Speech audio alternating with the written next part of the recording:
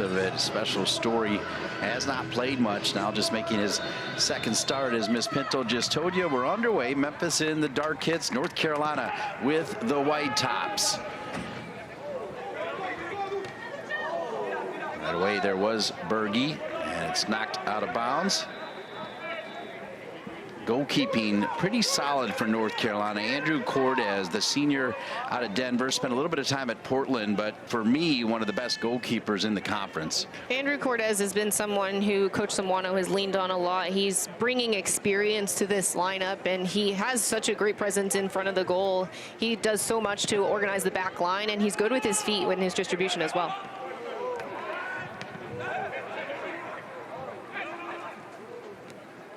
Quick little touch again by Berge, the senior from Columbia, Maryland.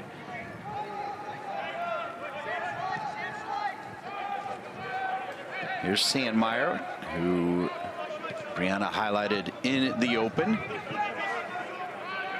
Good touch from Mate, number 5, as he gets it back over to Kropp. Played over the top, trying to find Nacho. Nacho, a dynamic player. Brianna, it's my first time seeing them live, but watching him on film, he can do a lot of things. I love the versatility that Abeal has to offer. He's on this left-hand flank right now, but you'll see him flow in and around seam too. So that's the space between Memphis's midfield and their back line, and he's going to find those spaces so he can turn and get on the ball and run at their defense. Here comes North Carolina, good pass right through the seam, and picked up there by Jacob Bercool. He had been waiting for his chance. Philip Sabati had played 5 games, and now Bercool, as you take a look at his stats. There's Carlos Samuano, won a national championship in his very first season leading the Tar Heels, and has made multiple college cups.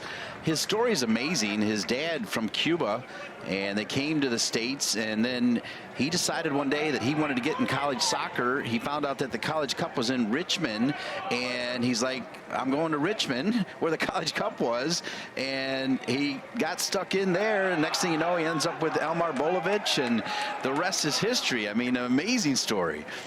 Carolina's had such a great history of success, and he took over after Coach Bolovich, and they really created something special with the type of style that they're looking to play. Coach Samuano has a lot of experience. He wants this team to be sharp on the ball, making sure that they're changing the point of attack, that they're crisp in their passing, but also the game understanding. These players have to be able to move into different positions and understand the interchange that's necessary to unlock an opposition. Tremendous breakdown from Brianna Pinto, who scored a lot of goals on this field. I have to say the pitch looks amazing. It feels like carpet out there when you're on the field. It really does. I mean, you play at Wake Met Soccer Park, one of the premium fields out there, and this one rivals it here right now. It looks fantastic. Most definitely. These guys are probably just thrilled to be out there because it's a beautiful stadium. It's a perfect night for soccer, and this is an important game as they continue through non-conference play, but then also look to advance with conference play for the ACC for the Tar Heels. Richard Maroney replacing Richie Grant, who went to UC Bakersfield. And he was a great player at Creighton, played in the MLS for a long time, had more than a cup of coffee with the U.S. national team, now in his 12th season with a 78, 85, and 29 record.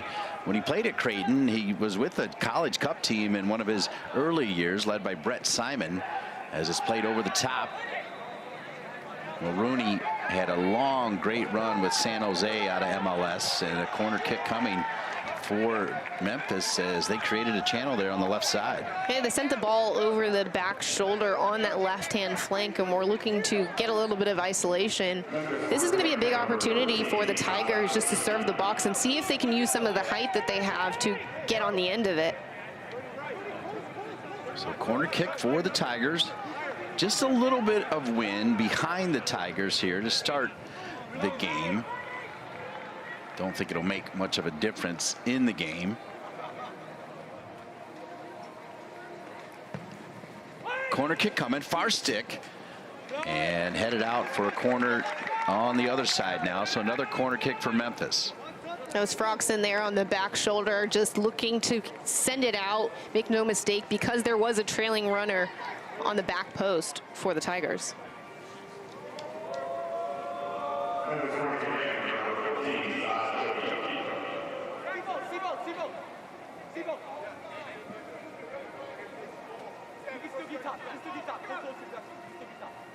Memphis setting up as if they may do a short corner. Nope, they elect to go near stick this time. Nobody home there, but a Tar Heel defender that's knocked away there by Dylan Kropp. Out of bounds, will be a throw in back to Memphis.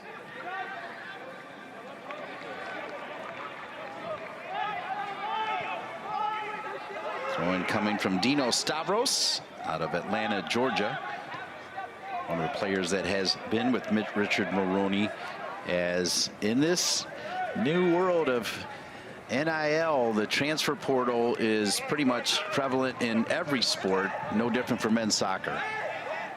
We talk a lot about the transfer portal, and I think it's very unique because you can have multiple different college experiences playing in a number of different systems, and then obviously on the academic side of things, learning from different groups of people. So I do think it's interesting if people can advance their careers and continue to get minutes in a different conference. Maybe it will potentially help them get to the next level if they are looking to play pro. Over at midfield, the throw in for North Carolina.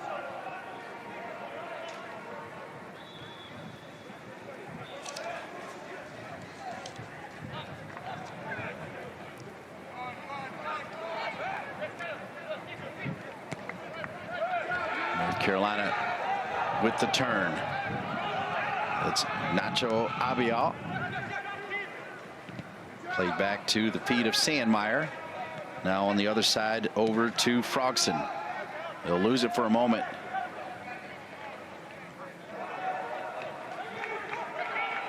Somebody asked me before the game, like, do they think North Carolina is going to run away with it? And like, no. I mean, Memphis is, look, they're 1-3-3, but Richard Maroney talked about how they've given up penalty kicks, they've missed penalty kicks. I mean, quite frankly, they've been unlucky, but Memphis has a strong tradition as a team that regularly does make the NCAA tournament. I think these are the tough games because middle of the week, you have to play against a team that you may not be familiar with, so it requires a little bit of tactical adjustment. And Memphis is going to be up for a game like this because beating a team like Carolina on their home field would be helpful for an RPI, especially as they look towards later in the season. But for Carolina, they want to defend their home turf, make sure they pick up points tonight because ACC play is tough and every win counts.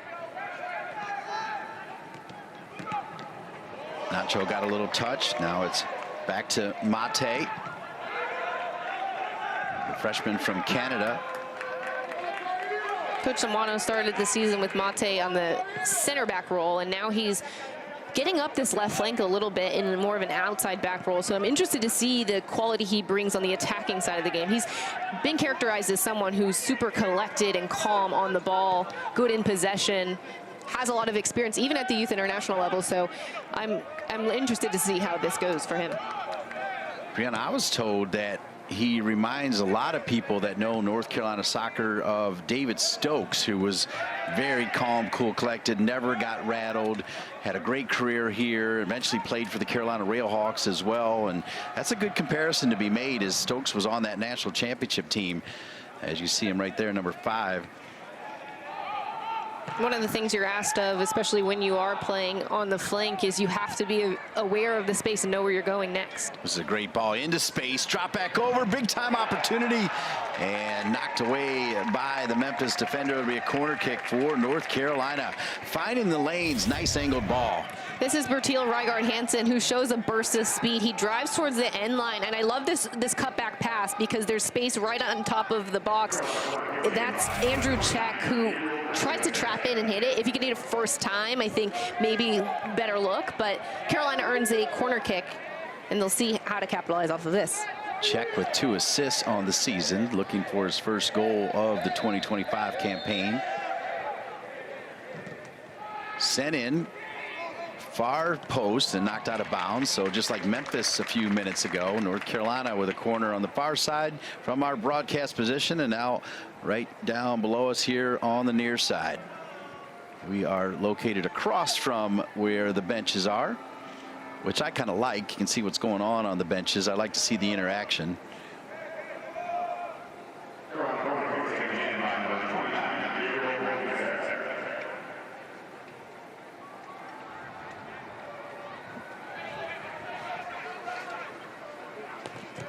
Tar Heels right at the 6. North Carolina looked like they were offside. The flag stays down, though. They'll play on. Little back heel. But now Memphis in transition. Just boots it long, so there's no transition there. North Carolina will settle it. North Carolina was expecting a bit, you know, they didn't call it a bunker, but they weren't going to be surprised if there was like this kind of pressure meeting the Tar Heels at midfield, at least for the first half. So you call this a line of confrontation. So if you look at the highest players for Memphis, right around the half line, and where Dean Linke mentioned is where they're going to engage. So once the ball comes into their shape, that's when you're going to see the most pressure. This is going to sail out of bounds and come back to Memphis. Nice little pacey start to this game, though. Just one shot so far belongs to the Tar Heels. Both teams with corners that came back to back. And we're off and rolling.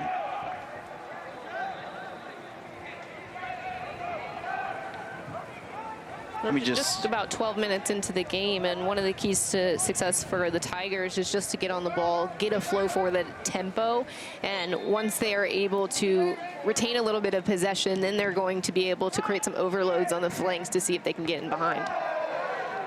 Yeah, adding to that, Richard Maroney did say that he wanted his team to find their rhythm a little bit earlier. He said that has been kind of an issue starting games. Then he also talked about defending as a unit. Don't just rely on 1v1 defending, but move together defensively and then win the set play battle. I feel like those are keys that are pretty much on every board for every game almost, right? Almost definitely, but I think you have to pay attention to the details, and those are big things that contribute to winning games. And if everyone's not on the same page, then there can be a little bit of struggle. But here's Sandmeyer doing well just to keep the ball with pressure from two different players. Ends up getting fouled, and Carolina's back at it again.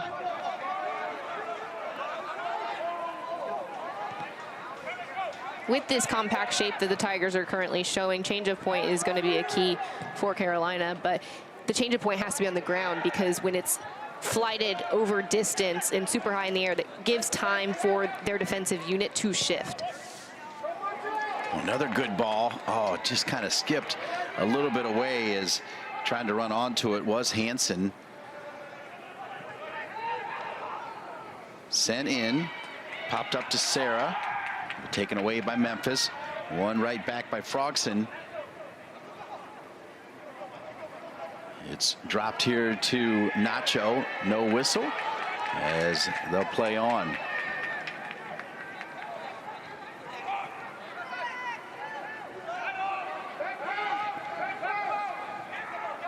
Tigers have been working that left side fairly effectively. The man in the middle, Sergio Gonzalez, he's your referee. Jeremy Smith's on a line. Daniel Kanakanu is on a line, and John Maddow is your fourth official.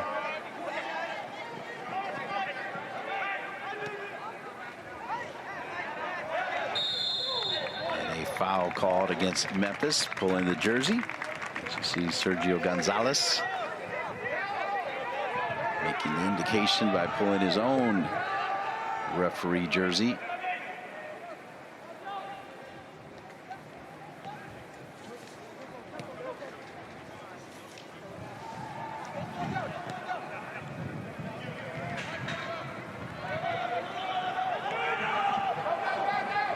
Mate.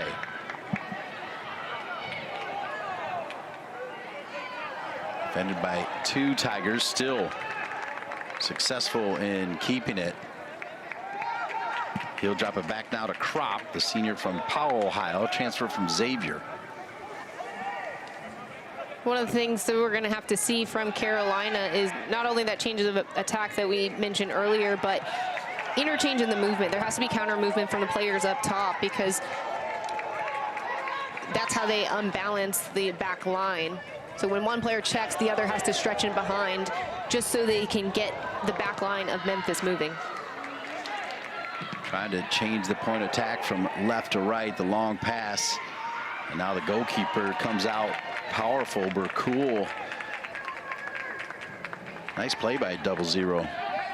Has to step far off his line just to go claim that ball because Carolina was right at the box looking to see if they could get on the end of it.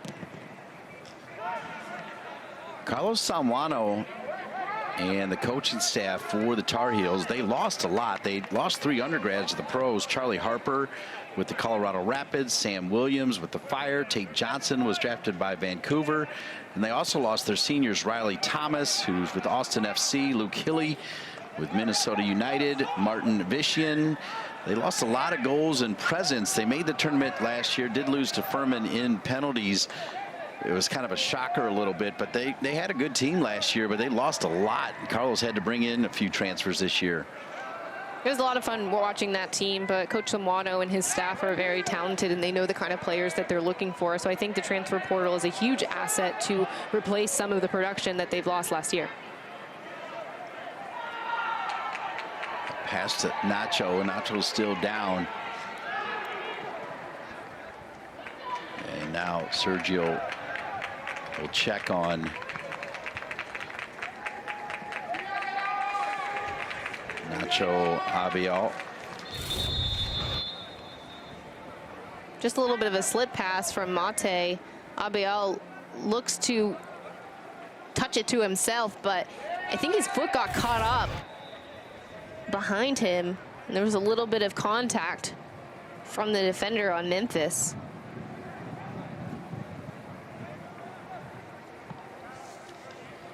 Trainers are going to head out, and hopefully he will be back on his feet here soon.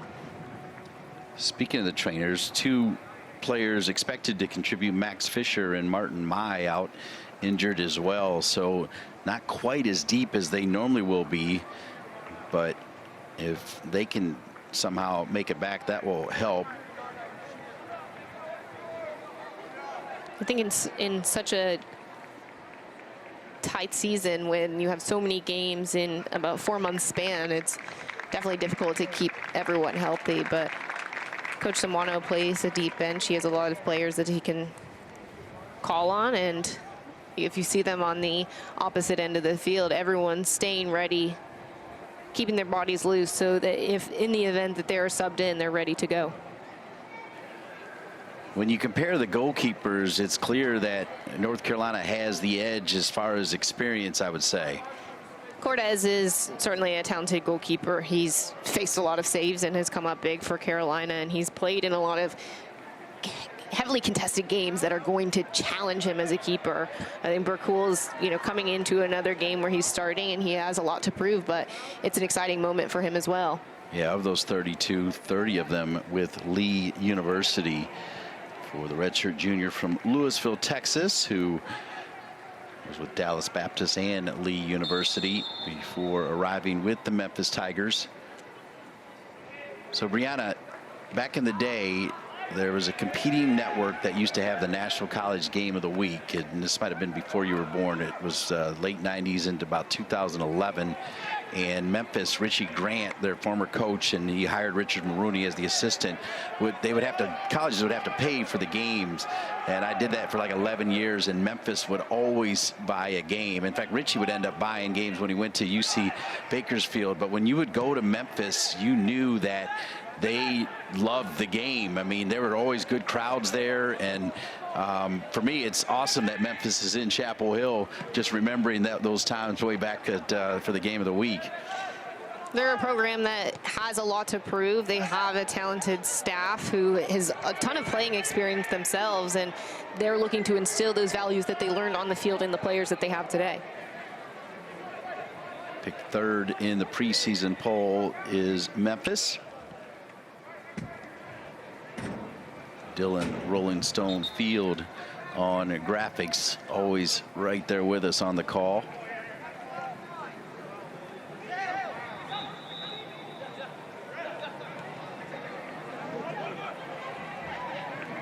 Just Sandmeyer again, able to get a toe poke just to keep this ball in the possession of Carolina. He does so well, just sitting on top of the back four and making sure he is manning the middle and getting in between passing lanes to cut out passes from the opposition. And then also he gets on the ball and starts the attack for Carolina. Folks, you're hearing the voice of Brianna Pinto, who played here for Anson Dorrance. Drafted by, were they called Gotham when you were drafted? They were Sky Blue FC, but then rebranded to Gotham. And then everybody was thrilled when it was announced that you were coming to North Carolina Courage. You've been there how many years now? This is my 4th season with the North Carolina Courage, which is wild how quickly time flies. Yeah, incredible. And folks, what's even more incredible is not the fact that, again, she scored a goal on national TV on Saturday, and she's been so valuable. She has really kind of become the face as well for the team. I mean, you do such a good job with your community service. I mean, I'm so proud of you in every way. Thank you. Thank you. I really appreciate that. It's a lot of fun just serving the game at so many different levels, whether that's community work or getting to be in the booth and watching, you know, my university, just pouring back into the game in this community who means so much to me has been so special. Corner kick for the Tar Heels. Both teams have kind of gone at times with the short corner. I'm not a fan of the short corner, I'll admit it, and that's why right there, because I don't see it work that often. I think you have to be really strategic of what area of the box that you're looking to attack. So most often when teams opt for a short corner, they're trying to draw someone out so that they can target maybe the near post or the far post, and you can use picks to open up space to create a lane for your most dangerous attacker to get on the end of it with their head. But I think it has to be executed very precisely. Memphis, the notion that sometimes you need to go backwards to go forward. They drop it back to their goalkeeper. One bounce, one right back by North Carolina.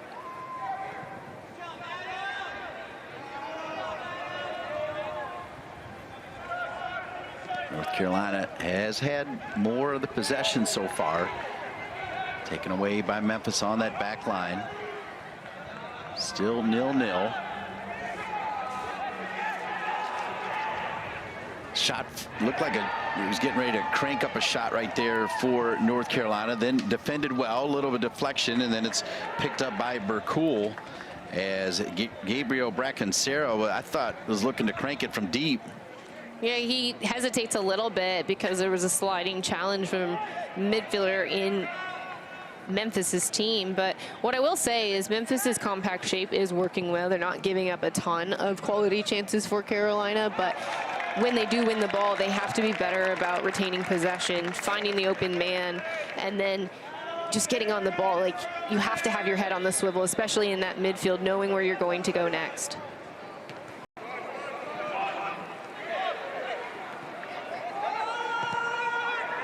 This is a good ball, and it's going to be onside. Into the 18. Nobody home for the Tigers, and an easy clearance for North Carolina.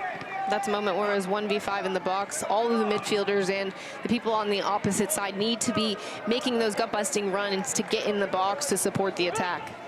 Yeah, if you're Richard Mulrooney, you're loving that ball, but then you're saying, hey, guys, you got to support him on those runs when we get those kind of opportunities. And there is Richard Mulrooney, delightful on the call, getting us ready for this game. Was eager to help.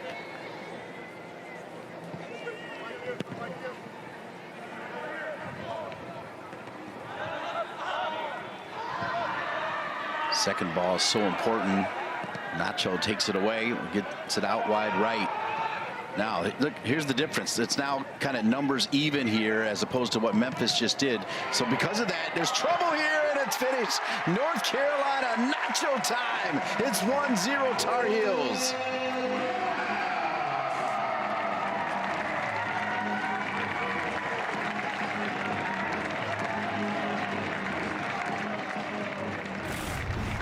You said it perfectly. Just look at the numbers in the attack. Just a little bit of combination play, a back heel. Bertil Hansen advances the ball forward. It bobbles a little bit in the box. A little touch from Bracken, Serra, and then it's Nacho Abeal who puts it home for Carolina to get a 1-0 lead. This is the difference. You couldn't have said it better. Carolina has so many people that are involved looking to support the attack, and when you have numbers, there breeds chaos in the box, and he was so clinical in front of goal, makes no mistake, and slots it home. It truly was Brianna Pinto as Nacho scores his 3rd goal of the season, a case of how not to do it and then how to do it. And North Carolina with a 1-0 lead. I mean, we literally just saw nobody home when they made the pass into the 18. Where North Carolina, they had 5 players ready to get it done, and that's why it's 1-0. When you have so many players close to the ball, even if you don't connect with an intended pass, you can win it back right away. So we saw it bobbling a little bit inside that 18-yard box, but it went back to the feet of Carolina, and that's how they were ultimately able to capitalize. But again, as Memphis gets on the ball, they need to shorten the distances to make sure that these passes are crisp and that they have people to repressure the ball if they do lose it. So a 1-0 lead in just the 2nd ever matchup between these two teams as they met in the 2023 NCAA tournament, a 2-0 win for Carlos Samuano's club. And that was the man who scored it.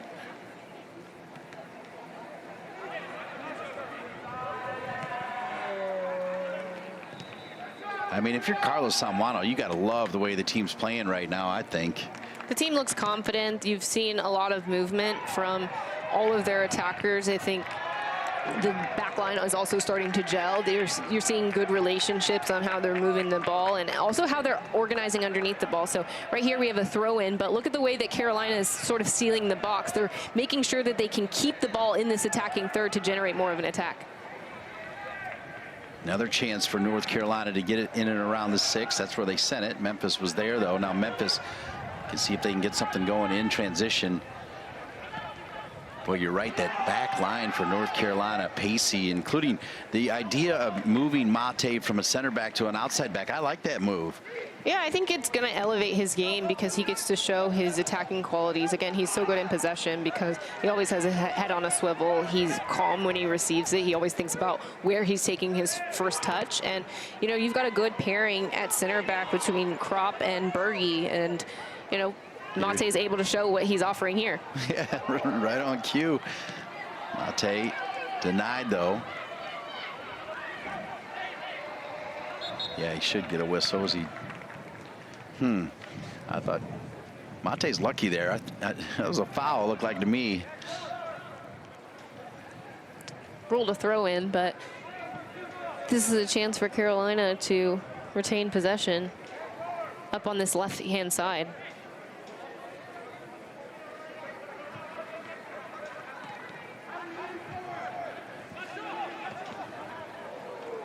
Nacho plays it forward. Finds Serra. Top of the 18, cranked by Nikolai. Nikolai, a junior from Germany, transfer from James Madison. What do you like about his game? I think he's one of the most exciting players on this roster. I like the spaces that he takes up, especially on the right-hand side.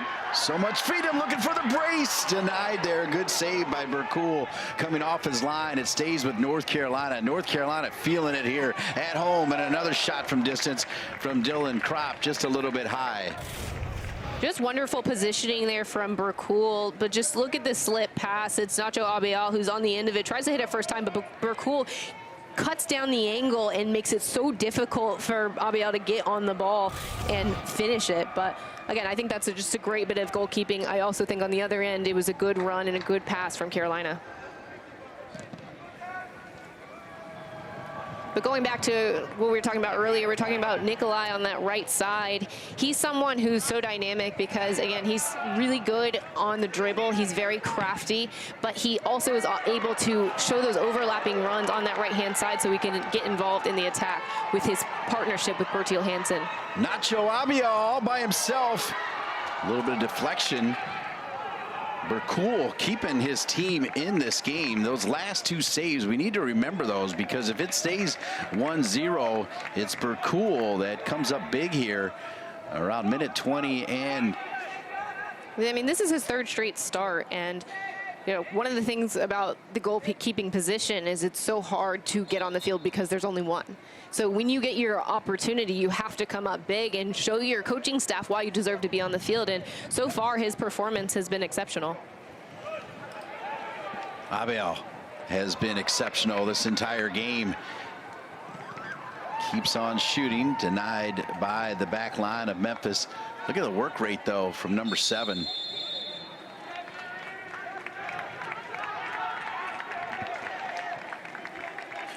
We've seen a lot of work on this right-hand side from Abu Hamidi, just tracking back defensively, gaining into the block and helping his team start the attack the other way. If you're just joining us, Nacho Abeal with a goal already. The transfer from SIU Edwardsville, where he played for Cale Wasserman, who was an assistant coach at Michigan State. He's done a nice job at SIUE, and a good opportunity for Nacho to do exactly what you mentioned earlier, Brianna, get a different look here with a really good Tar Heel team. Here's another shot and another save. Bercool sits on it, now tries to run it down. North Carolina stays with it. Good little touch back. Bercool again there, back across again, headed, but with not enough steam on it. North Carolina's all over Memphis, but Bercool keeping the Tigers in this. What an exciting sequence of events. Bertil Rygaard Hansen is so threatening on that right-hand side, looking to get in behind to shoot, but it's Bercool who's denied him not once, not twice, but 3 times. Hansen has been dangerous. Check. Here's another look at the last sequence of events, but that's Bracken Serra playing the ball in behind. Bertil Hansen cuts inside. I think this is an opportunity to go high on the near side because that's the only way you can sneak it in. When you go across the body of the goalkeeper, they've already cut down the angle and it's in the path of his range. Good look there at Bertil Rygaard Hansen, the sophomore from Denmark. A lot of changes now for Richard Maroney. It looks like Carlos Salmano has the same idea. So Memphis going to go to their bench.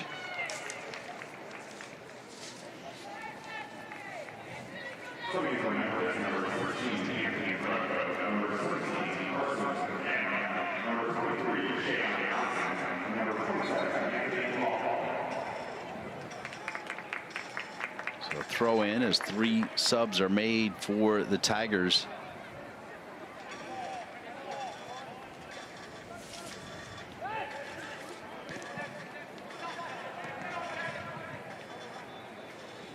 So coming into the game now for the Tigers, Anthony Grudko, number 16, Carson Banham, number 17, Cheyenne Johnson, number 23, and the man they call the Falcon, Anthony DeFalco, number 27, all into the game for the Tigers. Meanwhile, North Carolina also going to bring in some new players as Ryan Dugan, the freshman from St. Louis, Buchanan High School in St. Louis SC. There's Dugan. Dan Klink, also another freshman coming into the game. And then Yaya Bakayoko also coming in. What does Yaya bring, Brianna Pinto? I think he brings a lot of versatility in that midfield. He's someone who can be calm in that defensive midfield role, but he can also show some of the attacking ability and the combination play off of the 2 forwards that you see up top. So he's someone that also has a really good work rate. He does so well just to read the game, to intercept passes, and he's offered a lot for Carolina coming off the bench. Saw the last couple years injuries there as Yaya trying to get to it, former New York Gatorade Player of the Year. And Yaya's on it now. You see a lot of interchange from him. Right now he was up top, but again, he can pop into that midfield, get on the half turn, and run at the defense. Here's Wednesday's ACC Women's Soccer matchup as 8th-ranked Florida State squares off against number 20 North Carolina at Dorrance Field in Chapel Hill. Coverage begins at 7 Eastern and can always be seen on the all-new ESPN app. Florida State, North Carolina, just 2 iconic programs. That's a matchup that the team is certainly going to be looking forward to. I remember my days playing in Florida State here on this home field, and those were some of the most special matches because it's two incredible programs facing off to prove who the best in the ACC is. And you went against Mark Krikorian, one of the great minds, and then you had the greatest mind coaching you as well. That's pretty cool. Yeah, both Coach Anson Dorrance and Mark Krikorian were exceptional coaches in the women's game. They just have so much knowledge about like how to make a team successful, and we've seen their success over the course of so many years. Mark Krikorian still involved in the game with the Washington Spirit of the NWSL. I keep waiting for him to make his way back to the bench, but he seems pretty happy doing what he's doing. I think once you've won a lot somewhere, you look for the next thing, and the pro game is at an exciting point in its history, and you know, I think what he's doing is very special.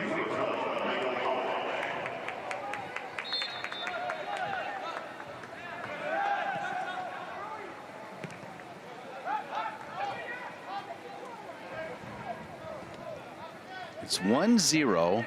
Could easily be 3-0, if not 4-0, if not for the outstanding play of 00 Jacob Burkool, the redshirt junior in goal for the Tigers out of Louisville, Texas. He's made some big time saves, a couple point blank saves to keep his team just at 1-0. Ryan Dugan. St. Louis, another one of those soccer hotbeds, has been forever. Ryan Dugan's been a really special player for Carolina coming off the bench. He's scored a goal or two, and he's done so well just with the energy he brings, the intensity and the competitive fire, because again, when you're coming off the bench, you want to prove why you should start, and he always makes a case for himself when he comes into the game.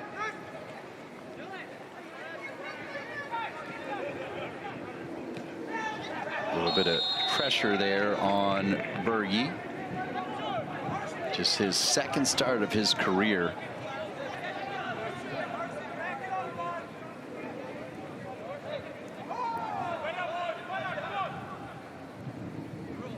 You know, it's interesting. You're right about the goalkeepers. There's only one. Also, if you solidify yourself early as a defender, you can stay there the entire time. And as you know, defenders rarely get subbed out as well. So it's kind of hard to make your way on as a center back. But that young man stayed with it, had a positive attitude, and now it's paying off for him. And they really like where he is. I think it's a testament to the work rate that he has and his character just to stay the course, because again, it's hard not playing, but when you see your moment and you take the moment and seize it, the coach has no choice but to stick with you. I like what I've seen out of him. You know, it's interesting. We talk about Mate being calm and cool, but for me, a guy who has not played that much, Berge looks to be calm and cool as well. Here's Mate, who right away, Brianna Pinto said he'll be able to use his attacking abilities. That one not quite in rhythm with me like the goal was, but I like what he's bringing over there on that left side. So far, he's did a good start. That was mishit. You could see that he was aiming for the back post, but again, execution comes down to where you're striking the ball and the texture that you put on it.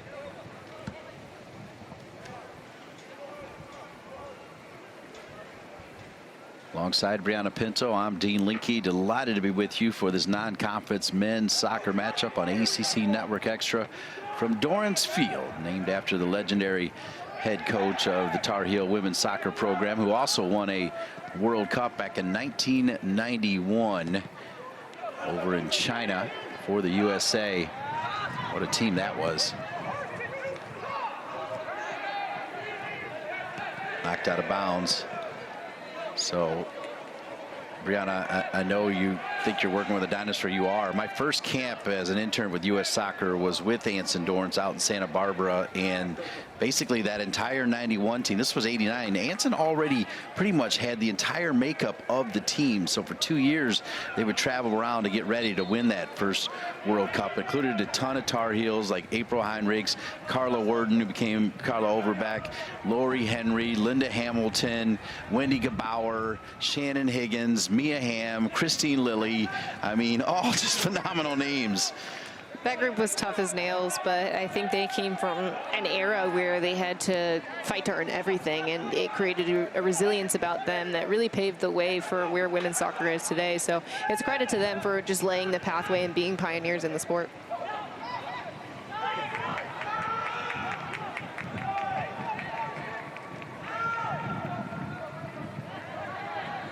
Also on that team was Michelle Akers, and so to see her start as one of the most imposing kind of center forwards, attacking midfielder type players, and then end up being one of the best defensive midfielders ever, I still rate her as the greatest player I've ever seen. Anson talked a lot about her and how she had like competitive fury. She was always looking to do right by her team and compete, and you know, in that defensive midfield role, she was asked a lot to be tough by winning the ball. But again, like, she scored so many goals and was such a heroine for that team because of the way she'd battle in every single game. It was almost as if she played each game like her last. Sorry for talking a little bit of women's soccer. It's hard not to when you're at Dorrance Field. But the men's soccer team has won a couple natties as well, 2001. And then 10 years later in 2011, Carlos Samuano's first season as the head coach. Grant Porter was on that 2001 team as a player and then was on the bench with Carlos Samuano as a coach 10 years later, and remains, I think, one of the top assistant coaches out there. Grant Porter is an exceptional assistant coach. Just, he brings so much experience both on the field and like in the tactical awareness that he has, and I think he instills a lot of belief in his players because he's working with them day in and day out. I remember seeing them on the training grounds, and he'd always be available for extra work, especially for those players that may not be playing as much, and that's how they make those strides to get meaningful minutes, and that's how you build a deep roster that's going to go on to be successful. 1-0 North Carolina. I just saw Carlos Samuano with Grant Porter, also Michael Harrington and Jeff Nagalia. So Jeff was also on the coaching staff back in 2011, left, went to Pitt for a little bit, then had a long run with George Kiefer at NC State. When George Kiefer was let go, he was looking around, and Carlos and Jeff connected, and they got a really good one. When you talk about your third assistant is Jeff Nagalia, who is a top assistant and was named the National Assistant Coach of the Year at one point. That's huge. Not only is he a brilliant soccer mind, but he makes the game so much fun. I had a chance to play pickup with him, and he's just a good guy, an incredible person to have on the staff. But again, this is why Carolina has had sustained excellence, just because they have so many good people in and around the team. All right, if you're Memphis and you're Richard Maroney, and you can somehow keep this scoreline at 1-0 and then have the chance to get in the locker room to kind of talk about what just happened. One, you're definitely giving Jacob Bercool a big hug, but then what are you doing, Brianna? I think it really comes down to retaining possessions. They've had spurts where they'll have it for a few seconds, but then they'll lose it, but then not pressure right away. And the best time to win the ball back is right after you lose it. But again, there has to be better movement off the balls just so they can be options for one another. And then they've got to change the point, because Carolina has not had much work to do on their back line to keep the lines tight.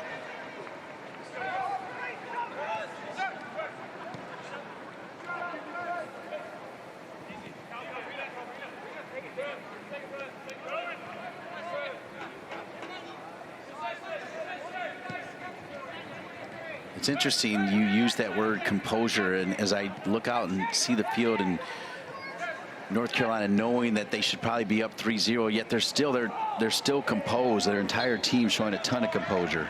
Well, they're trying to be decisive about when they get forward and where they're creating meaningful opportunities to attack. So, again, their back line has been very mindful of the possession. They've been in a touch play rhythm. Everybody's moving to create spaces to receive the ball in that midfield zone. And, again, they're doing so good with their movement off the ball to create overlaps on the flanks and then those probing passes into the midfield. We saw that from Sandmeyer and also from Berge, how he's passing into the midfield. So, again, Carolina's showing a lot of versatility in their attack, and the more that they can do that and create quality goal-scoring opportunities, then they're going to have to put them away.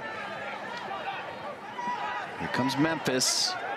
Because of what we talked about with Bercool, they just need a moment. North Carolina, though, ready for it, and they win it right back. Ooh, kind of on the edge of that line was Klink. Right now, good run, good sliding tackle, though, from Memphis. It'll be out of bounds. Boy, Klink was making a run on the other side. Let's take a look at the tackle, though. That's Andrew Check making a speedy run on that right side, looking to get in towards goal, but it's just denied by just a good tackle, and it's put out for a throw-in. That was Fletcher Hedge of Memphis tracking back to make sure that he puts an end to that play.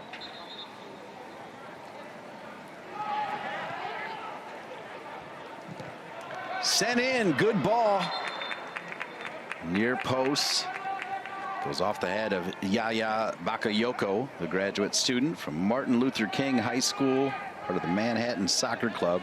Good look there at Andrew Check on the ACC preseason player to watch list. He has just been, for me, a model of consistency his time wearing the Tar Heel uniform. He's had so many consecutive starts, which has made him a player that this team has leaned on. He also has shown just how many different positions he can play, because he started lower on the field early in his career and he's advanced higher and higher towards the goal, and he shows how well he does in combination play, also dribbling with the ball and playing slip passes. So the evolution of his game has been impressive to watch. Just a minute 20 remaining here in the first half. Nacho Abeal with the difference right now.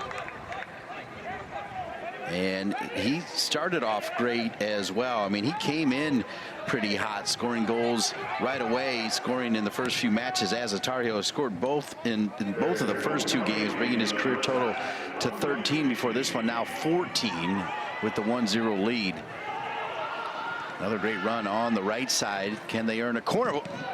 Almost fell to Dugan and cleared out. One back by Frogson. Just really good positioning from Frogson to, again, seal that box to make sure he could win it right back when it was cleared by Memphis. Here he is again. Yeah, nice rip. Good ball in, looking for Klink. Well, so unselfish to drop it back, and a shot coming from number 11, Ryan Dugan. I do think that was the right decision from Klink, just to redirect it back across the box, because Ryan Dugan was able to take a touch and have a go at it. So North Carolina will have a chance to make it 2-0 here in the final seconds. Finds Klink and just goes over the crossbar as that went off the head of Sandmeyer, the player that we highlighted in the open. Your thoughts on a 1-0 lead? Pinto, the Pinto life, right? That is correct. Tar Heels through and through. All right, second half underway. So glad you're with us on ACC Network Extra. Dorrance Field, Chapel Hill, North Carolina. And North Carolina getting the whistle with the 1-0 lead to start the second half.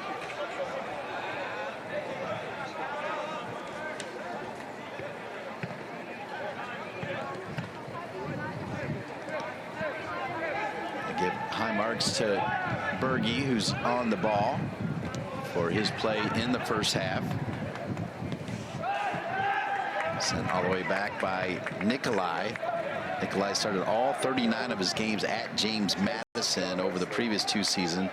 Had 5 goals and 6 assists. He's also a member of the Matt Herman Trophy watch list. When North Carolina looking to break through right away is Bertil Rygaard Hansen, who was really busy in the first half.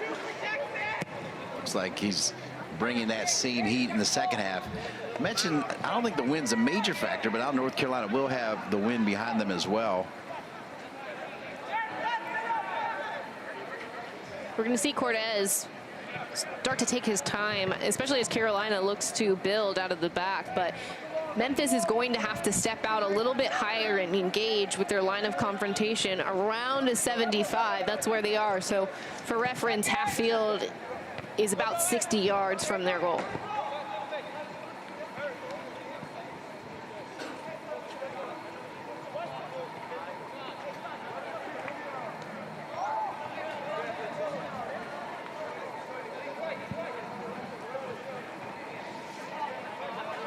Throw in far side, right in front of Carlos Salmano and the North Carolina bench, but taken right away by Memphis.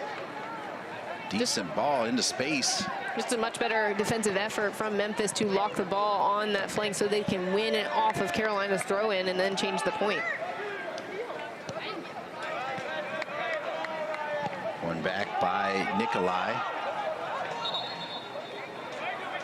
I liked that you also pointed out the play of Frogson for North Carolina, wearing that number 23 jersey. Speaking now, 23 on the other side is Johnson for Memphis, but I'm talking about that 23 right there, the Florida Atlantic transfer.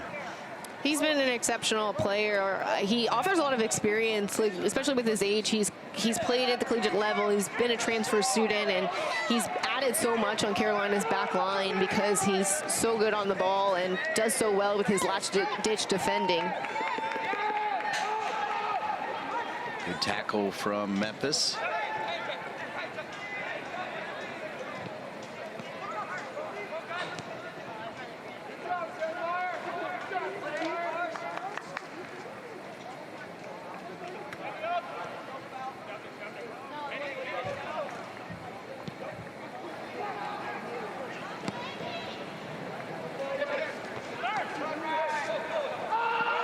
Now Memphis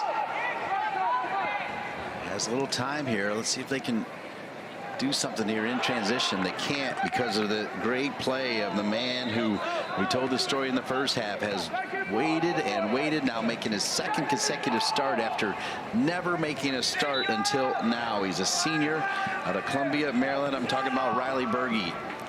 And Riley Berge, who's been so patient, and now he's seen his hard work come to fruition, getting that playing time for the Carolina Tar Heels, and he's done so well, especially with a big match against Wake Forest last game, and Coach Samwano entrusted him to be on the back line again tonight, so he will definitely be looking to build from one performance to the next, because when you string together good performances, it builds trust within the coaching staff. He reminds me a little bit of NCFC center back Bryce Washington with his kind of wiry, long build. But I think it shows the athleticism. Again, he's able to put in a tackle, especially from distance, because he has long legs. And again, that makes you so effective as a center back. But again, his game understanding is something that makes him special because he reads the game so well. He keeps the ball in front of him, and he works well with the two people around him to ensure that they're dropping and stepping collectively as a unit. There's some fans watching this game will know who I'm talking about in Bryce Washington because he finished his career in the ACC with Jay Vidovich and Pitt.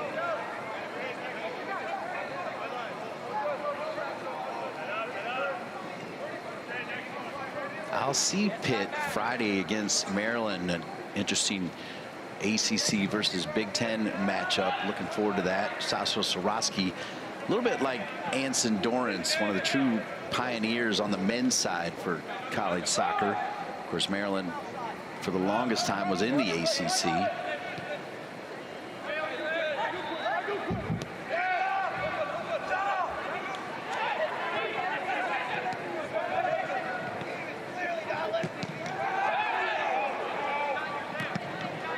Sent forward by Berge as he was looking for Bertil Rygaard Hansen. Hansen, decent footwork, great pass. Perhaps too cute that time from Nacho.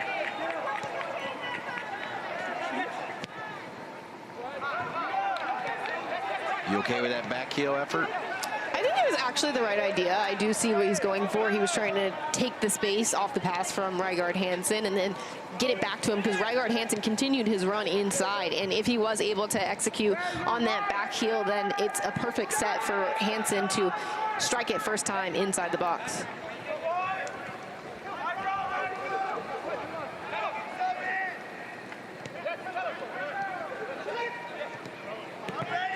Decent combination play. Played into space again for North Carolina. Once again, Serra was trying to combine with Check. That is one of the things Check actually, to be fair, he reminds me of, and I'm going to sound like a sycophant. People are like, God, man, he really likes this Pinto girl. But, that's what you do. Like, you'll drop deep, and the next thing you know, you're in and around the 6 scoring goals. I mean, he reminds me of you a little bit. Is that all right? Yeah, I appreciate it. No, I think it's great. I think, what Chekhov has to offer is he's active off the ball. And when you show up in the box, a lot of times it'll just pop to you, and you have to be ready. And, again, that's the experience that he shows. He's going to score goals just by being in the right place at the right time. Whew. Another good opportunity for North Carolina, picking right up where they left off with more shots, as once again it's Hansen, number 19. Just look at how Rygaard Hansen is looking for that combination. He's been so active on that right side, but anticipating the play and able to get that 50-50 ball. He strikes the ball underside of it, and it causes it to sail well over the bar. But I just love the level of activity, because he's trying to push for that second goal for the Tar Heels.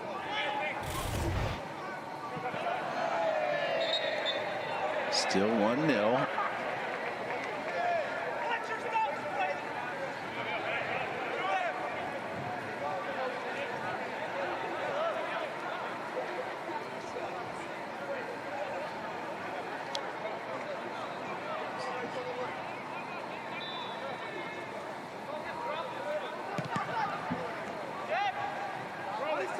Wow, what a beautiful long ball on the far side. Flag was up, though. Nikolai has his hands to his head, like, how could you be offside? Because he could not have hit that ball more perfectly. Correct weight, getting it all the way across the field. You can see the hand up from Abeal on the opposite side.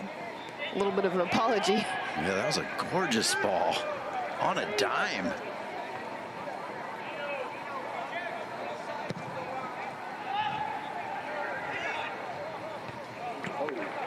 But how about Sandmeyer again in that midfield, winning the first and second balls often. He's so good in the air and always looking to judge the flight of the ball so that Carolina can win it back in midfield.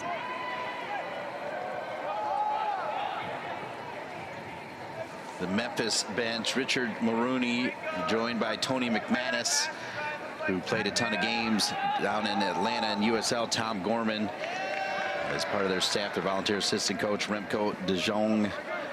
Richard Maroney with the black hat and the pen. He was a versatile player. He could play outside back, slide over. He could also play midfield on the attack as well. They loved him in San Jose. He came in at 99. I was the voice of the Rapids, 96, 97, 98, so I just missed him before moving here to cover the original Courage that started, that opened up what was SAS Soccer Park, then became WakeMed Soccer Park. You played a lot of games there, haven't you, even as a youngster? Youth career, my college career. It was our home field, actually, when Dorrance Field was being built. It used to be Fetzer Field here in Chapel Hill. But my freshman year, we moved to WakeMed Field 2. And then went to a couple college cups and played on Field 1, which is my home stadium now.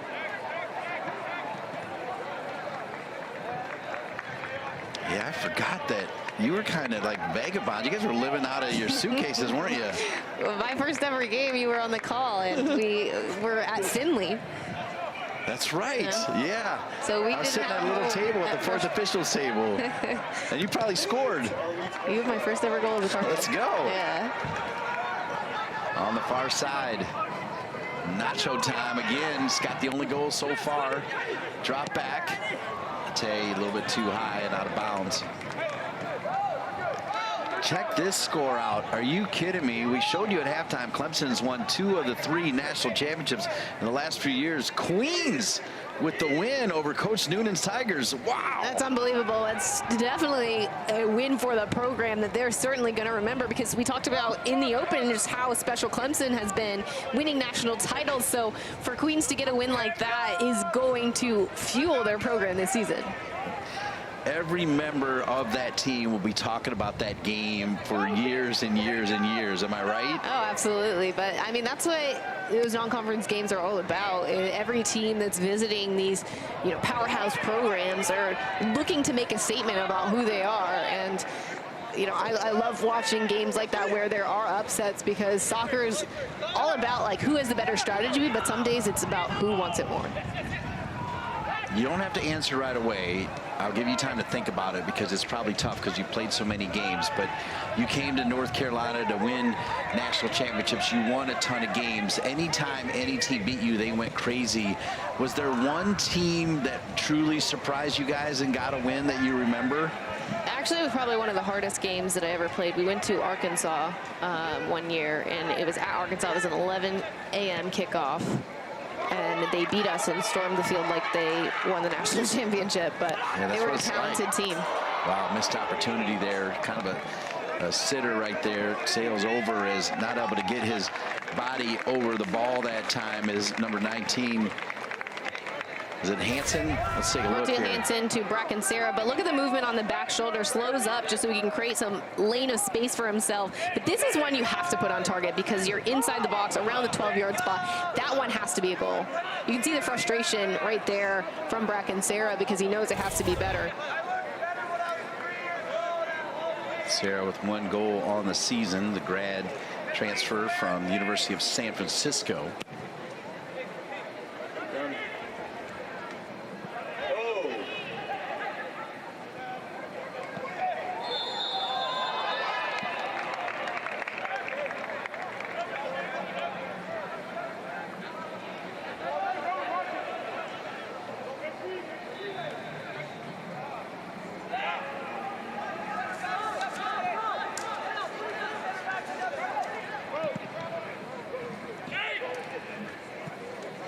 Long ball, great speed from Nacho. I feel like if you've got Nacho in your name, that's good enough. And he's a big-time talent. Well, he's fun to watch. Like he brings that pizzazz that Carolina's been looking for.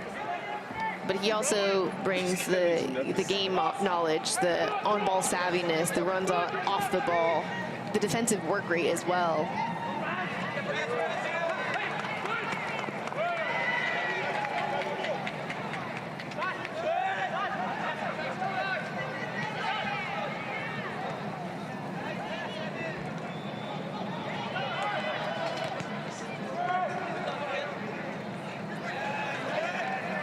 Top of the 18. Serra had a great opportunity a moment ago. This time he's going to give it to Nacho. It'll go back, and there's the finish. Wow. Give that man a second chance, and Serra makes the most of it. 2-0 North Carolina. I mean, talk about the patience that we saw on the top of the box with Carolina. There were a lot of shot opportunities, but looking back at this replay, Bertil Hansen squares it across. Bracken Serra doesn't see the shot, but hits it to Abeal, and Abeal returns the favor that we saw in the first goal, the little bit of a back heel, and Bracken Serra slots it into that right-hand corner of the goal. Just an excellent finish right here, first time. Burkle can do nothing about it. Big time finish, and what a lesson for the youngsters that are watching. If you fail at first, try and try again, and he did it with class. I mean, he was so disappointed in that effort from near the penalty spot. That one at the top of the 18, a classy finish beyond a Pinto. I just really like how the connection we're seeing between Abeal and Bracken Serra. Again, they've combined for these 2 goals in this match, and you're seeing the runs they're making off of one another so that they can get a quality look on goal, and they put both of those chances away when they backheeled it to one another. So Nacho now with 3 goals and 4 assists, as he's got a goal and a helper. Really unselfish, as you said, paying it forward. And Serra making the most of it. His 2nd goal of the season. And it's 2-0 North Carolina. And probably a more deserved scoreline when you break down the stats, the possession, and everything else. That the fact that Bercool has been so incredible, at some point you knew another one was going to go in. Yeah, I think Carolina is generating a lot in the attack, and it's putting a lot of stress on their back line. I definitely think Memphis's attackers have to do more. They've got to keep the ball and make sure that they can get their numbers higher up the field, because in the midfield is where they're losing it. But perhaps this is going to be the attack we're looking for. You can see them start to advance their numbers. 16 shots for North Carolina. The Memphis Tigers, 0. Averaging 10.4 shots per game and none on the night. You know, we get caught up all the time in the great attacking players and the dynamic midfielders, but you got to give the defense credit, and I think that's been a staple for Carlos Zambrano's team since he's been here. The defense has always been pretty good. Oh, they've been lights out tonight, and that's been a core pillar of their program. They want to make sure that they're dropping, shifting, and stepping as a unit. And I think the combination between the defensive mid with Sandmeyer sitting on top of the 4, they limit a lot of attacks for other opposing teams. And because they're doing so well about sealing the space on top of the box, Memphis hasn't been able to create any looks on goal. So Cortez has had a very quiet night because of how well his team has been defending. Yeah, Cortez literally could have a lawn chair back there. just be chilling. He's walking all the way up to midfield.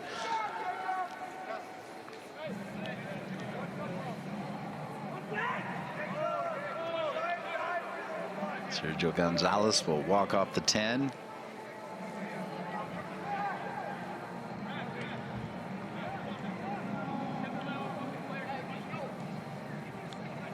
But Carolina here can't be satisfied with just 2 goals. They have to continue to push for more, because that creates the attacking resilience that they need later in the season.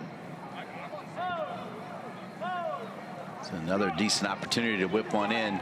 Good ball, one bounce. Almost found its way all the way through. I think that was excellent service there from the left side. It's a whipped in service. It bounces right on top of the 6. But nobody's there to get on the end of it. I think potentially starting their runs further back so that they can attack the ball facing forward would be a better way to get on the end of that service.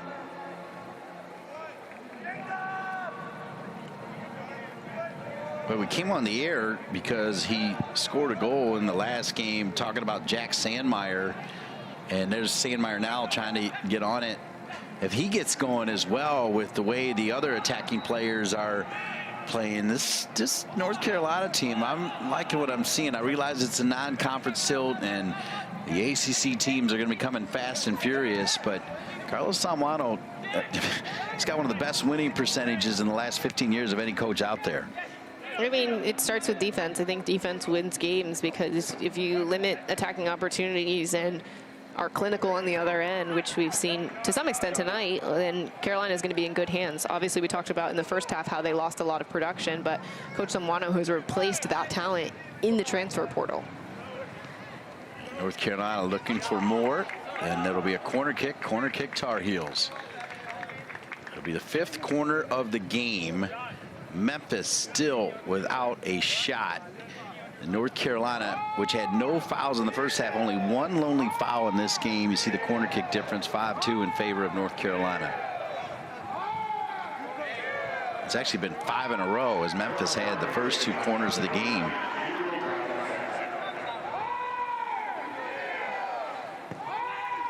Corner, near stick. Cool, knocked to the ground. Is that Sandmeyer? I think it was. You can see Bercool just anticipating the flight of the ball, looking to punch it out, but Sandmeyer there battling for the ball inside the box. It's ruled a foul.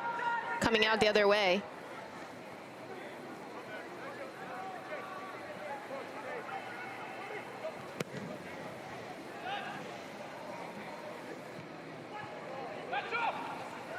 One back by North Carolina.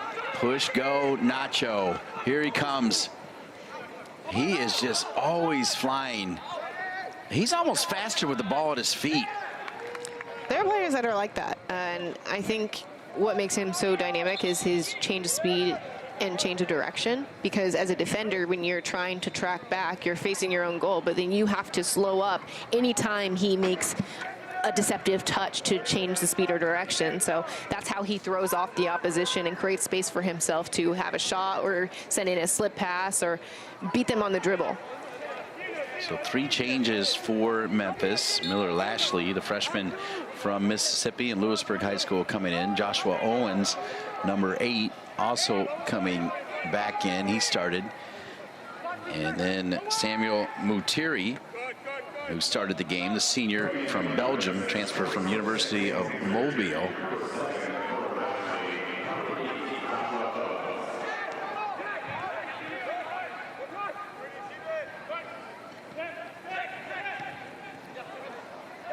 Taken away by Memphis. Good step there by Krop just to come off the back line and win the ball here. A little bit of a wow. There. Spin move. Sends it out it. wide and gets into the box. Now they got to pay him off. They do try. Great setup, Brianna. They almost got it back to him.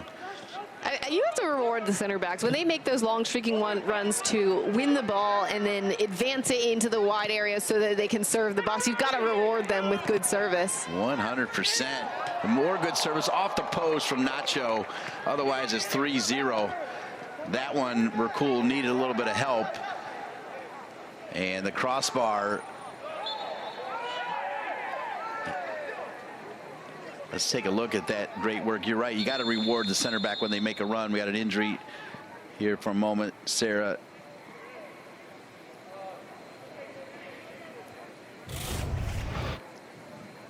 But look at Bracken Serra touching it to Andrew Check. It's a deflected shot, but Abeal is able to get to the front post, like beating his defender and heading it. It knocks off the crossbar. That was the help you mentioned that Bercool needed, because he stood no chance if it was just a little bit lower.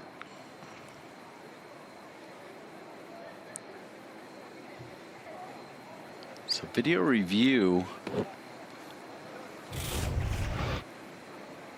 Here's Bracken Serra tracking back, and a little bit of a shove and a challenge from behind. But in retaliation, there was a little bit of an extension from the leg. Bracken Serra sells it a little bit, is on the ground. The referees are in video review right now to determine whether there's a higher level of a foul.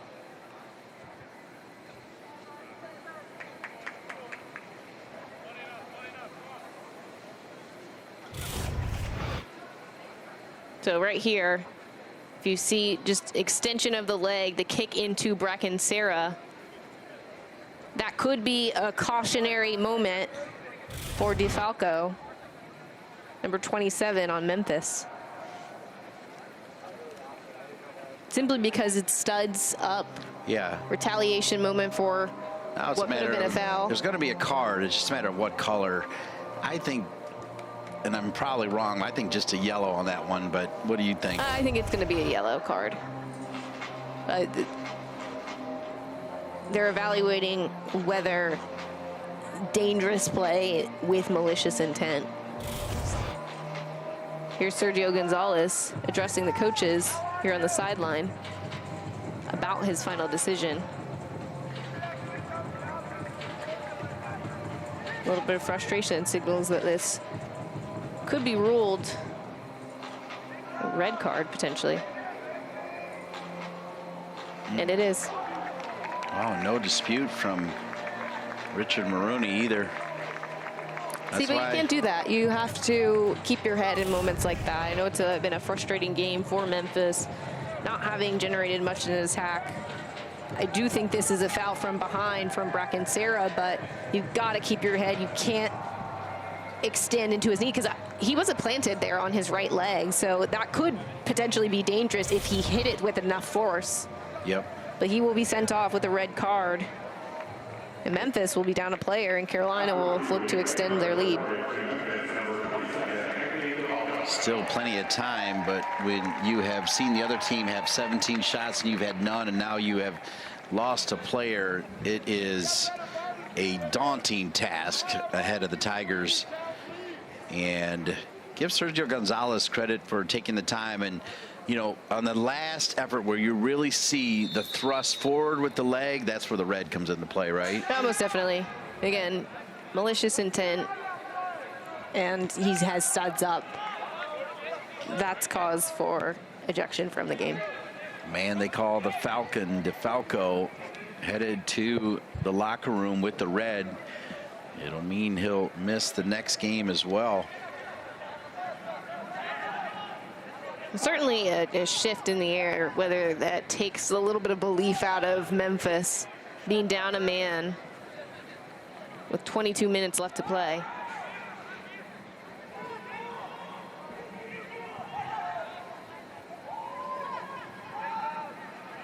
Right now, off of the red card, Memphis playing pretty clean. They bring it all the way back, though, after looking dangerous on the right side, and now the restart. They got to be careful not to lose the ball here, though, in the middle of the park. They keep it.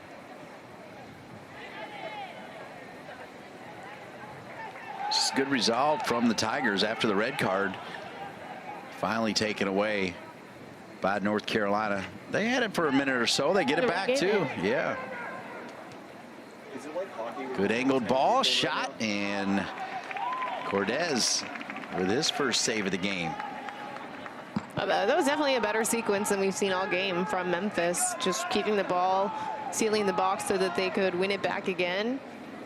Getting a shot off, I think, again, those are the moments that they need to build back into the second half. Sandmeyer, the giant, over to Czech, and now Nikolai back to Czech. Nikolai again.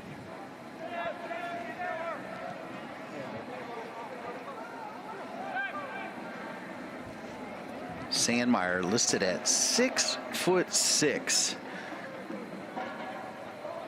You don't see that often in this sport, but again, look how mobile he is, how much ground he covers, how well he does defensively and offensively, because his passing is so crisp. He's so good on the ball. He is just great spatial awareness, and he's been such a key fixture in that midfield for Carolina.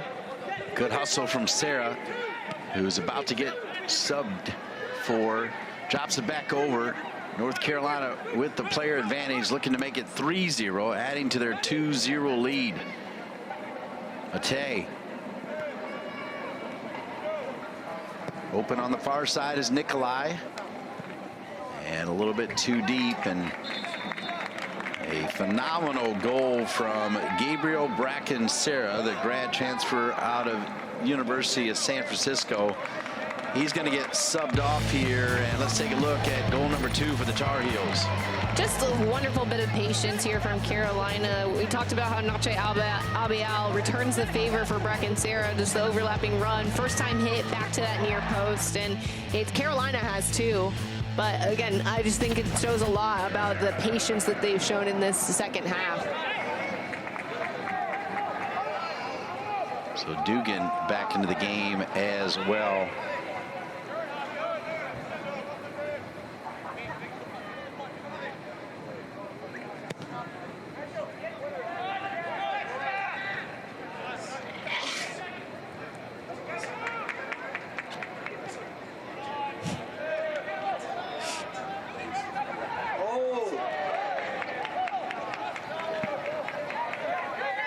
Throw in here for Memphis.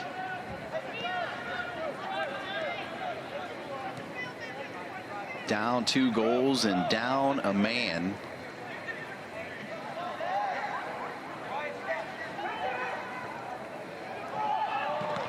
Offside flag is up. Red card on Anthony DeFalco in minute 67. This after North Carolina with the goal from Nacho in the minute 23, and then minute 60. Serra, who just came off, assisted by Nacho. There's Serra. What's he snacking on over there? You guys allowed to eat snacks over there on the bench? Sure can.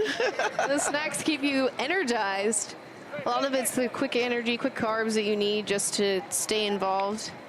I wouldn't be shocked if it's candy. He's smiling a little bit. He knows he's on TV, the man from Berkeley, California. Spent time at the University of San Francisco, which way back in the day won a lot of natties.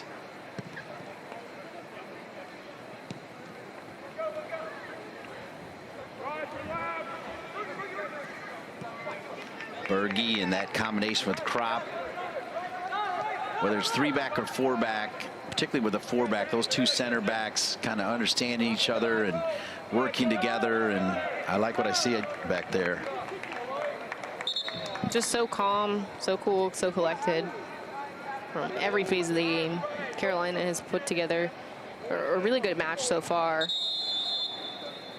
not giving much for their backline to do with Memphis, but hopefully down a man they have a second surge of energy that they can do even more work off the ball to create something, because they did see their first shot in the game.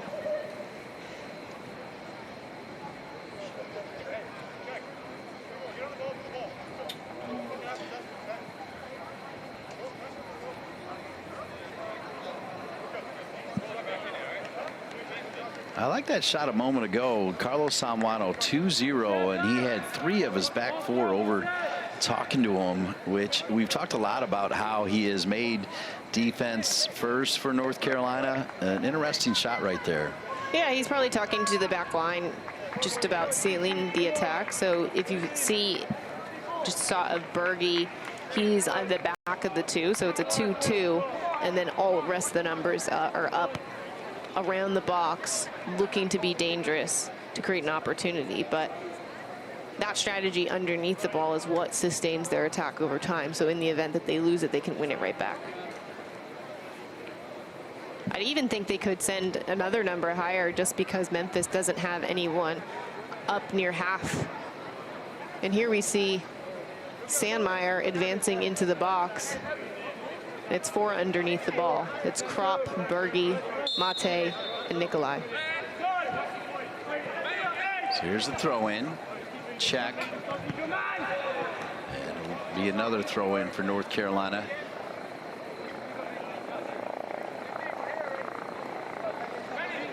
We'll see how deep to his bench Carlos Zambrano goes, up 2-0, and more importantly now up a man. Memphis, though, the counter off the throw-in. North Carolina wins it right back. Now they can really do well in transition, trying to drop it right into space, right at the top of the 18. Bercool picks it up, and then a little bit of contact there. It's Javier Hernandez catching Bercool pretty late, right after Bercool claims the ball just at the edge of his box.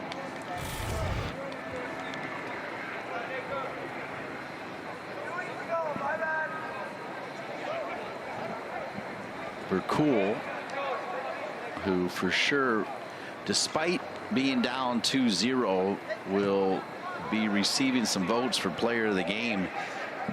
4 big-time saves. I mean, 4 balls that were going in the back of the net that he kept out. And it was in such close succession. Like, you could see one shot after another, and he was so quick to get back to his feet, get his feet set, and be prepared for the next stop. And he did so well. Yeah, willing to sacrifice his body. He didn't care where it hit him. He was going to stop it, that brick wall mentality. So weird.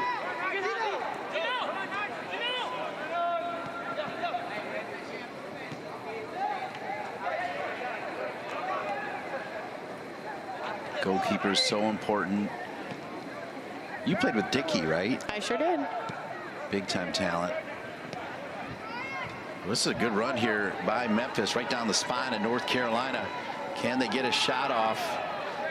They can't, so Cortez will handle it here as we're approaching just 15 minutes remaining in this game. North Carolina 2, back in the United Soccer Coaches top 25 at number 21 with a 3-1-2 record, coming off ties in ACC action against NC State and Wake Forest. And you think about what NC State's doing, that tie will have a lot of style points, a lot of value for the Tar Heels. NC State is a formidable opponent in the ACC, and just the results that they've put up makes them a talented team that many will fear. Donovan Phillips with 4 goals in the first half for State. This is through, looking for another one for North Carolina. Look at Czech just bringing the ball back out so that he can restart his attack, change the point. We see Luka Nikolai driving inside.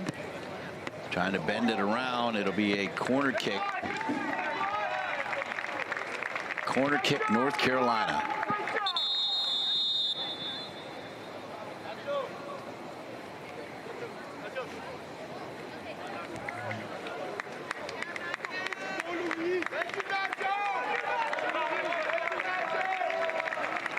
And here comes Luis Vera, number 25, checking into the match for Nacho Abeal. 14 minutes left to play, and Carolina has a corner kick.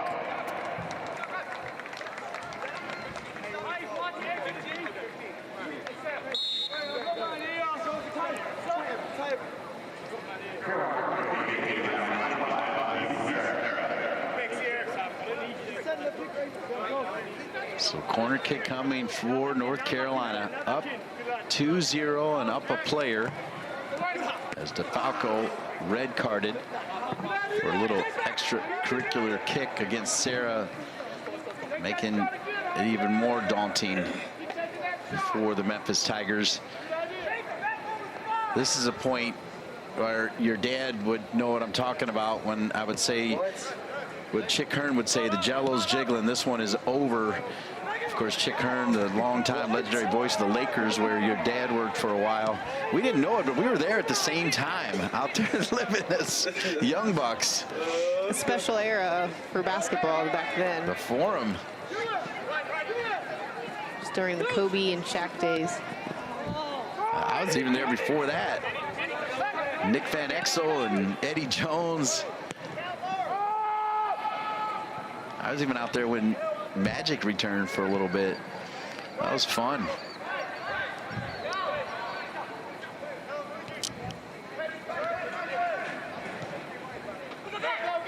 On the right side, Nikolai dropping it back. Dugan. I like what I've seen out of this freshman from St. Louis. We talked about Dugan a little bit in the first half, but again, he's bringing a ton of energy off the bench, but I just love his never quit attitude, because even though he's not starting at the moment, he is always competing to make something happen in the minutes that he does get. Froxton coming forward. This is the point of the game where the defenders want to get involved as well. Nikolai deflected. Matei trying to win it back. Memphis has it. They'll send it forward, though. There is a foul called against North Carolina, their 4th foul now, all of them coming in the second half.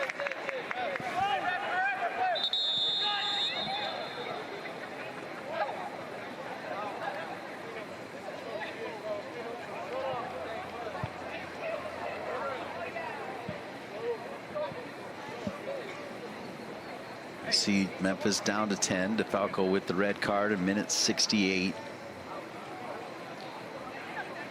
I want to thank Nolan Sullivan, Chloe Walred, our producer and director, Andy Cavol, Addison Carnot, Grayson Lowe, Dylan Rolling Stone Field, Evan Badler, Rafa Valls, Chris Metzloff on camera. Also on camera, Ethan Ferrara, the tallest man in the building, Mark Dry, Bennett Hardy, Jeff Anderson, Joe Ferrara.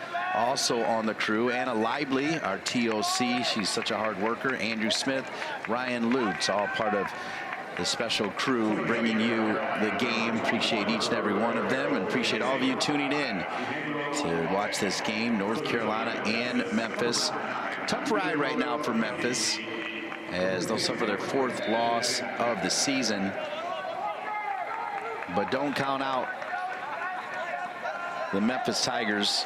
Richard Maroney went to Creighton, but he was born in Memphis, so spent 1 year as an assistant coach with Richie Grant, and then Richie Grant had that opportunity to go out to UC Bakersfield, and he said Memphis took a chance on me, and he's grateful for it.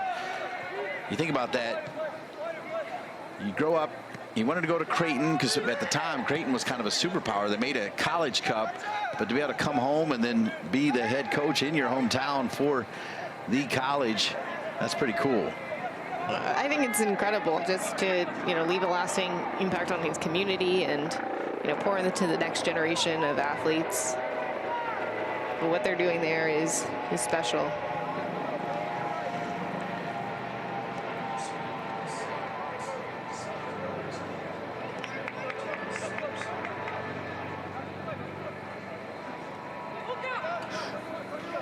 The Tar Heels. Good ball top of the 18, taken away though, defended well by the Tigers. Not gonna lie, Miss Pinto, I feel a little bad for the Tigers, as I think they know, that the human part of this one, right? And Richard Maroney's team down a player. They've been dominated, just one lonely shot in this game. Even looking at the bench, there's no energy over there. And I would argue that that's where the passion, the competitive nature comes from. They've got to be cheering on their teammates to just give everything they have in the final 10.5 minutes. I definitely think the red card deflated a lot of the energy that Memphis had to bring, even though they did record their first shot after DeFalco was dismissed.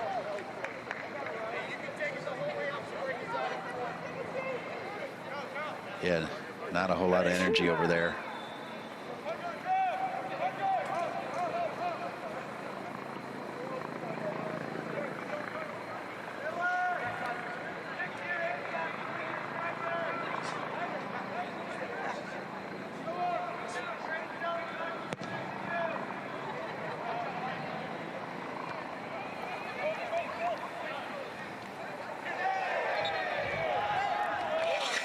Luis Vera that's fouled there, dribbles forward and catches a late collision from Choki. Freshman from San Jose, Costa Rica. Vera, you did well to point out him coming on. He's kind of got, he's got the look. Speaking of the look, I had that Charleston Battery game, and I was all pumped up because Jeremy Kelly is now with the Battery, and he's a key reason why they're one of the best teams, if not the best team in USL Championship. But he hurt his knee the game before and didn't get to play. And, Jeremy Kelly was a great player here for the Tar Heels, a couple college cups. Jeremy Kelly was a special player. I definitely think that Coach Samwana would sing his praises because he offered so much, especially in his ability to attack but also defend. He played like a little bit of a midfield role at one point, then he was playing outside back and attacking up the flank, and Jeremy Kelly's understanding of the game is second to none, and he's been off to a great career in the USL and overseas as well. Yeah, spent some time over in England, and he may not be done with England. And I did talk to him on the phone. I didn't get to see him. It was actually standing room only for the Battery on Hispanic Heritage Night. It was incredible atmosphere, 3-3 scoreline against Oakland. And he did say that, because I told him, when you coming home? And he's like, that'll be at the end. I'll be back. I'll wear that jersey again. And talking about North Carolina FC, that'd be pretty cool. He actually made a start as an amateur player. Back then you couldn't do, you couldn't get paid, but you could play for a pro team, and he did while he was at the Tar Heels. He's been a local product who has definitely put this area on the map. I've had the pleasure of training with and playing with him, as he good friend of my older brother, and they got to compete against each other in college. Good stuff, Brianna Pinto. No whistle there.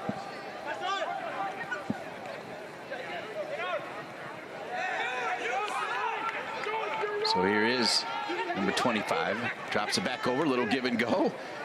Good touches in tight quarters, but turned over. Now Memphis with a chance to run the left side.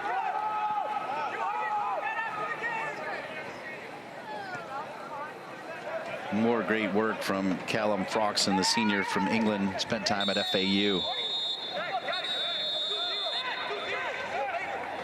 So we're going to have another card here. Perhaps a little bit of frustration there from another man from England, Fletcher Hedge. That look right there from Richard Maroney says it all. If you look higher up the field, there's a challenge on check, thrown to the ground by Fletcher Hedge.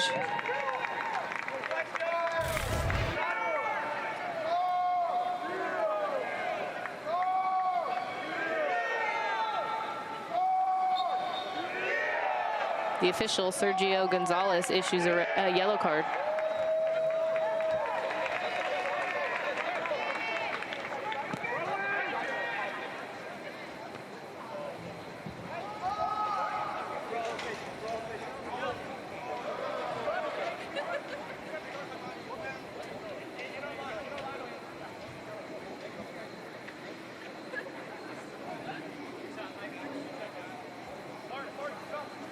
You know, with 7 minutes remaining in this game, I think there's a little bit of leeway for Carolina just to work on things that would help them in the future, whether that's a different formation or, you know, bringing more guys off their back line.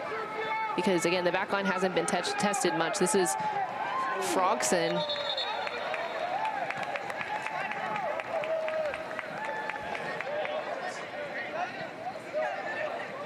Froxson makes that streaking run in behind just to clean up the play on the other end.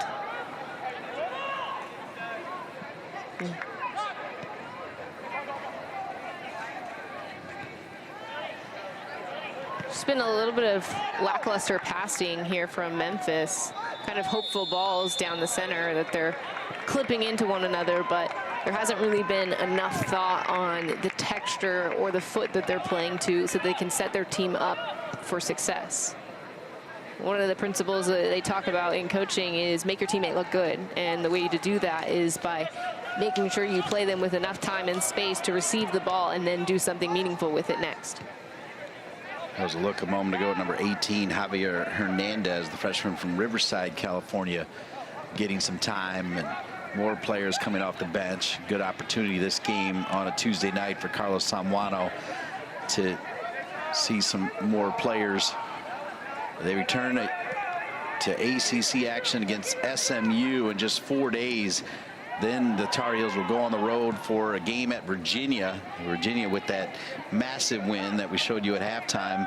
Then they're at Louisville, which Virginia beat in the highlights that we showed you. And then they've got an away game against Lipscomb, another non-conference game against St. Thomas and UAB. They finish with Virginia Tech at home, then at Syracuse, and then John Kerr will bring the Duke Blue Devils over here on Halloween night for an 8 p.m. tilt on ACC Network.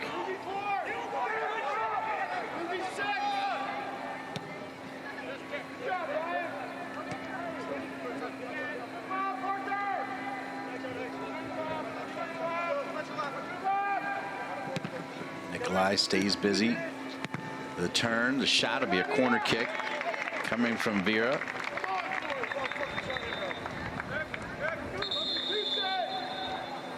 Another whistle to stop the clock as coming into the game, John McDowell, a junior from right here in Chapel Hill, North Carolina. Jordan High School, isn't that where you went? Sure is. All right. McDowell is a good guy. He's a good player. He's going to offer a lot off the bench here. Going to look to impact the game. He really strikes the ball well, so if he gets an opportunity to hit it first time, I do think he could crush one. Corner kick for North Carolina, top of the 18. Hammered home! Wow! Wonder Galazzo, Riley Berge has waited for this opportunity. Wow! 3-0 North Carolina. Talk about crushing one. That was a textbook example. Riley Berge, what an incredible strike. Woo! Cannot wait to see it again. He just steps into this wonderfully, prepares his touch, and then absolutely rips one. Top corner. There's nothing Burke can do about that one. He catches all of it, hits it perfectly. It's just an absolute line drive. This is a goal he's going to remember for his career. Well, yeah, he hasn't even played, and now he finally gets his opportunity, just his second start, and scores one of the most beautiful goals you're going to see. Just an absolute laser. Go ahead and put it as a candidate for goal of the year. I know it's 2-0 at the time when he scores, but it doesn't matter. I mean, that was a long distance goal right there from Berge. What a great story. What an even better finish, Brianna. We've sung his praises all night just about how good he's been on that back line. And I mean, to open your career with that type of goal, it says a lot about who he is as a player and how he's capitalizing on this moment to make another start and now contribute to a 3-0 victory for Carolina. Wow, he had the space, and then the intent, and then the execution, just all of it, right? I mean, when you receive the ball on top of the box here, eyes are wide. He's still smiling. He's like, wow, I can't believe that. But, you know, he had every bit of intent behind that strike, and he made it happen. He saw his moment of glory, and he took it. More subs coming in. So Yaya Bakayoko coming in, and also Maclovia Sweat, the junior from Denver, Colorado, part of the Fusion Academy. Player down right now for North Carolina. I think that might be Crop. There was a sliding collision between Crop and one of the attackers on Memphis. We'll get another look at this collision, but seems to be grabbing his thigh.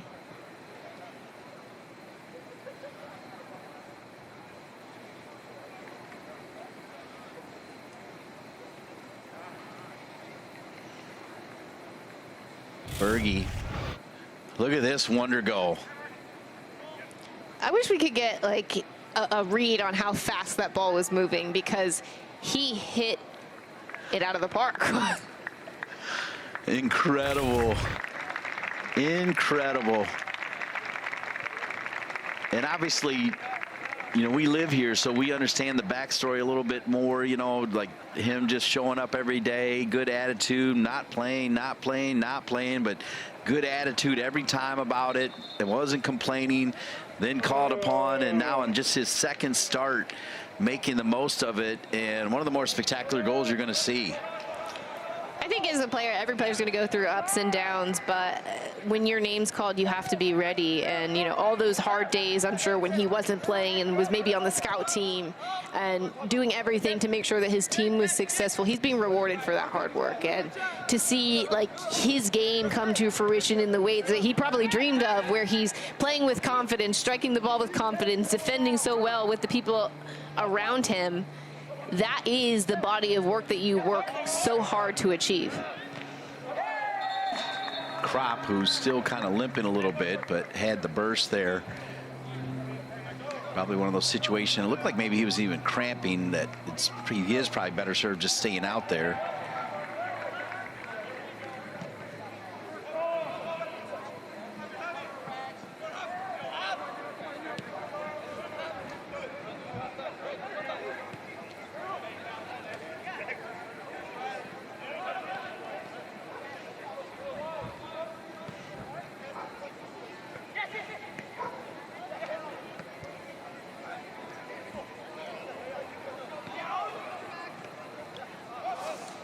Memphis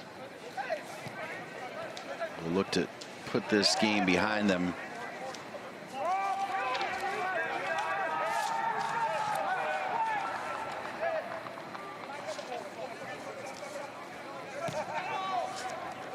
They knew it was going to be tough, but they were outshot 21-1 as it's 3-0 North Carolina.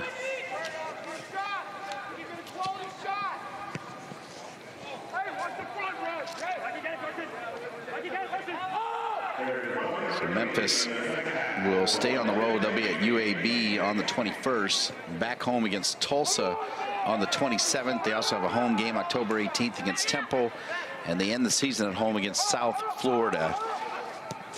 Encourage you to go to those games if you are around the Memphis area.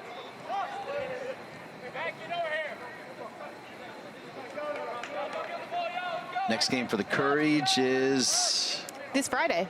This Friday against Orlando Pride. ooh, the reigning NWSL champs. That one's on the road, right? Sure is. So we're leaving on Thursday. Okay. Get down there and look to secure 3 more points. I like it. Pinto, Miss Pinto with a goal on national television Saturday, that afternoon game. Final seconds counting down as North Carolina will get win number 4 on the season against just 1 loss and a couple ties. And Riley Berge is getting swarmed right now at midfield with an absolute wonder blast goal